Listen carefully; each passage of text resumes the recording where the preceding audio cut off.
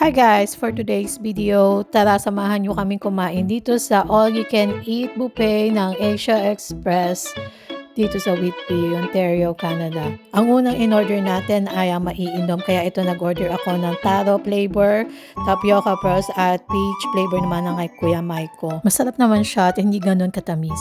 Ang unang batch na in-order natin ay itong sashimi at sushi plate, fried udon noodles at pork barbecue steak. Ito na nga at ang unang nilantakan ni JJ ang crab imitation sushi. May kasama din pala yung dumplings sa unang batch natin. Dinagdagan na din natin ng fried shrimp tempura at vegetable tempura. Ayan, yung paborito ni JJ. Kalalapag pa nga lang at mainit-init pa nga at ito na nga ay sinubo na ni JJ. Baka sa mukha ni JJ na napaso siya ng slight dito sa shrimp tempura. Kaya ibinalik ulit sa plato. Ito naman yung ating second batch ng order. Meron na tayong tatlong klase ng sushi rolls dito at hadamami, pork siomai, hand roll sushi at isa pang plato ng shrimp tempura. Kita nyo naman na ito yung pinaka-paborito namin dito sa lahat. Para naman sa ating third batch na order, meron tayong chicken dumpling, takoyaki, fried wonton, fried scallop, shrimp tempura, pork siomai at adamami. Kung titignan ng maigi, parang malaki yung pork siomai nila dito.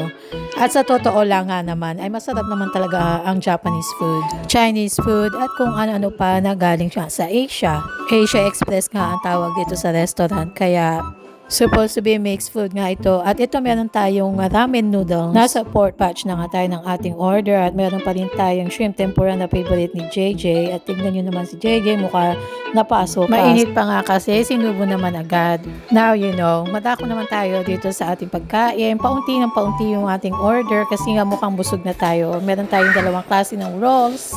Then, fast forward, ito nga natapos ng ating pagkain at si JJ ay nasa kanyang desserts na. Meron siyang green jello or lime flavor at meron din siyang ice cream vanilla flavor. Last but not the least, humirit pa nga kami ng isa pang plato ng shrimp tempura at hand roll sushi. Matapos nga ang 2 oras na pagkain ng all you can eat Japanese food dito sa Asia Express, si JJ at Kuya Maiko nga ay tinignan itong aquarium na meron sila dito sa loob. Dahil gustong-gusto nga talagang panoorin ni JJ ang mga isda lang lumalangoy sa loob ng aquarium. By the way, ang all you can eat per person ay nagkakahalaga ng 32.99 cents per adult at $13 naman per kids. Worth it naman kasi ang dami namin nakain at ang sasarapan ng pagkain nila. And take note, hindi nga sila buffet.